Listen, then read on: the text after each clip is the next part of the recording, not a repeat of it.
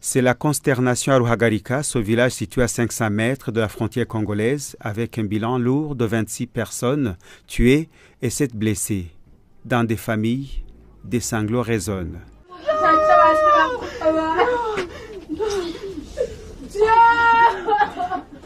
Des familles pleurent les leurs emportés dans cette attaque et sont inconsolables. C'est la désolation partout, plusieurs ménages ont été touchés, il y a des familles qui ont été complètement massacrées, les rescapés poussent des cris de douleur et pleurent à perdre haleine. Des traces de sang laissées sur une natte témoignent de la violence de cette attaque perpétrée dans un des ménages. Dans une autre famille, comme seul témoin, un matelas et des sandales en caoutchouc à moitié calcinées et du sang par terre. Une dame de ce village endeuillée témoigne.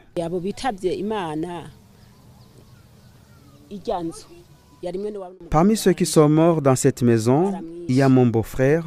Sa femme enceinte a été blessée par balle, de même que sa fille aînée.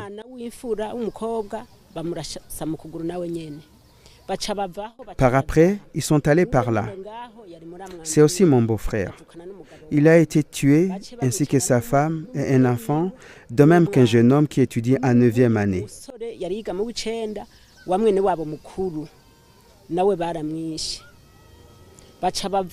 Ils sont également allés chez un autre beau-frère.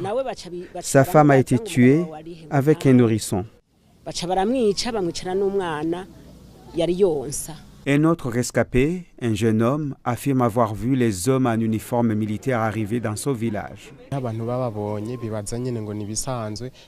Il y a des gens qui les ont vus, et comme la nuit tombait, ils n'ont pas pu les identifier parce qu'ils étaient en tenue militaire. Après leur forfait, on a conclu qu'il s'agissait d'un groupe rebelle. Ils étaient différents des forces de l'ordre. Nous avons perdu beaucoup de gens qu'on aimait, c'est triste. Mais ce qui nous cause la peine le plus, c'est qu'il y a une position militaire, mais ils ne nous ont pas du tout secourus. Il faut que cette position soit mutée et qu'il y ait d'autres. Dans son monde de réconfort à cette population attristée, le ministre burundais de la Sécurité publique a promis que les auteurs de ce carnage seront traqués, rappelant les relations de bon voisinage avec la République démocratique du Congo. Que ceux qui ont commis ce forfait ne dorment pas sur leur laurier, qu'ils ne jubilent pas triomphalement en se disant qu'ils se sont repliés en traversant la Rusizi et que c'est fini. Notre voisin, la République démocratique du Congo, est un pays ami. Nous sommes en communication pour qu'ensemble, nous traquons ce groupe.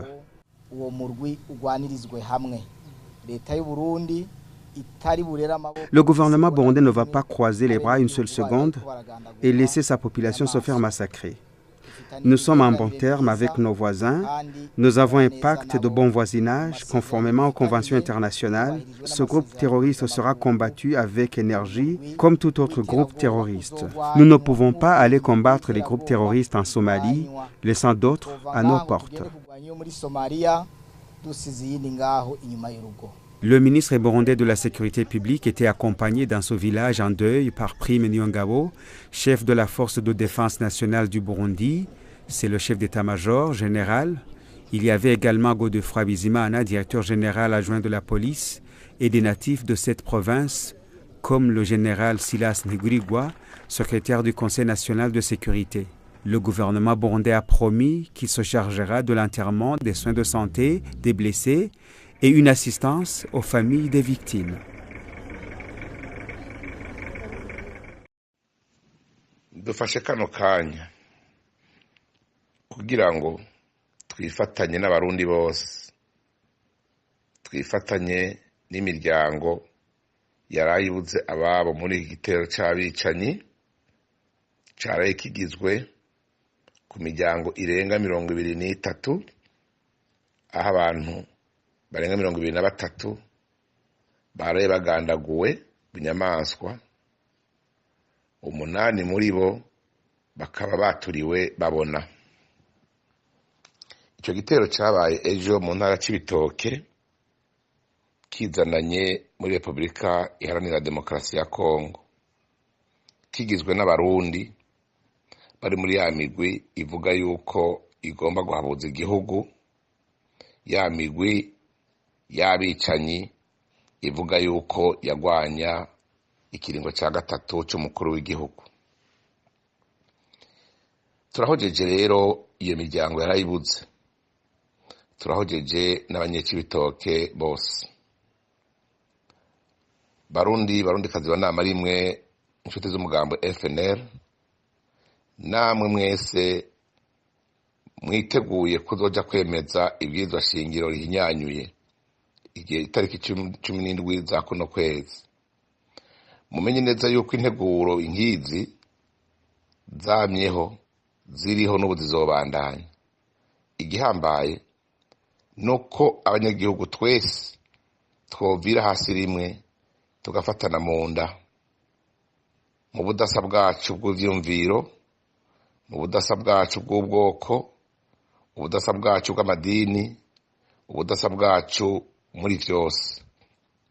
Tumenye neza ko abansi bakoze ivyo ntibagira idini, ntibagira ubwoko, ntibagira umugambwe, kandi abo tutavuga rumwe mu vyiyumviro sibo babikoze, vyakozwe n'abicanyi. Nico gituma tubasavye ngo muhagurukire rimwe mwese, mubumbatire amahoro, mukorere muri ya nyabune, muzitire, mukorane n'abajeje umutekano, muhanahana inkuru kugira ngo ibibi nk'ibi byaraye bidushikiye tubizibire, tuvyamire, tubituze, bituzwe. Banama rimwe, Barundi mwese mwiteguriye kuja gutora ego aho bukera. Ibi bara ryaraye riguye mu Cibitoke ejo igihe cy'isendwi z'ijoro ni bimaramare.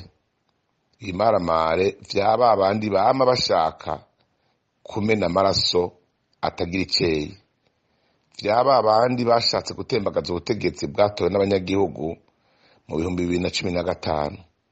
Nibitetegwe vyaba abandi bari bagereye leta yuko itazomara amezi 3 ubu kibigwiri kwize ikiringo cayo c'imyaka 5. Nibitetegwe vyaba abandi bakwiragira amakungu yose bagiriza abarundi na leta ngo hagira abiho nyabwoko ry'abatutsi. Bamwe bahamagarira abarundi na cyane bo mu bwoko bw'abatutsi n'abarundi batavuga rumwe n'umugambi uri ku butegetsi ngo ni muhunge, ni mute mwomoke mugira muhonywe, bakaba bararindiriye kwico cyaha kiba, amaso agahera mu kirere.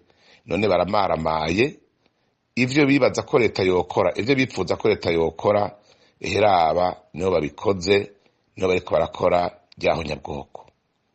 Ariko turabahumurije mu mugambo FNL, ntajyo bazoshobora mu gihe tuzoba dufatanye mu nda twese.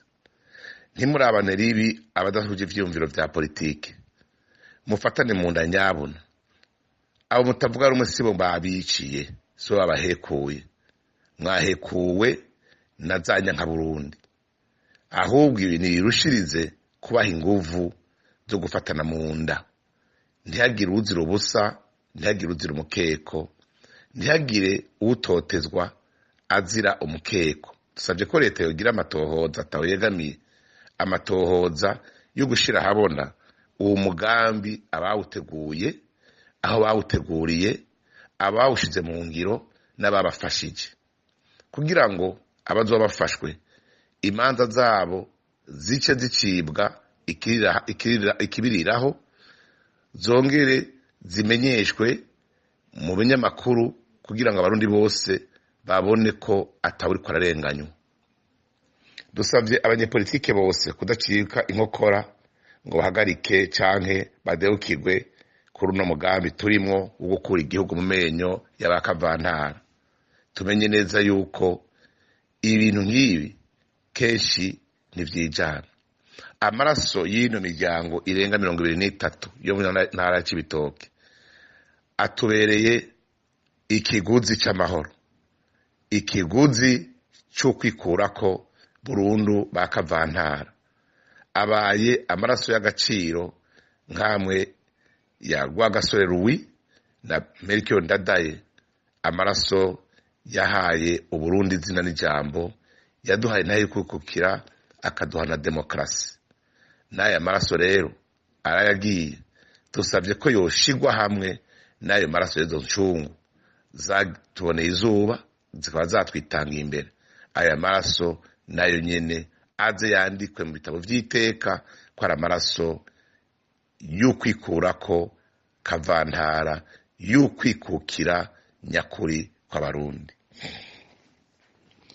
Tuboneho akaryo gusaba amashirahamwe ONG international asanzwe afasha abarundi b'impunzi bahungiye mu mahanga. Ntitwanse ko impunzi zifashwa, ntitwanse ko impunzi zo kwitabwaho, mugabo barabe neza amafaranga batanga n'abo bayashikiriza.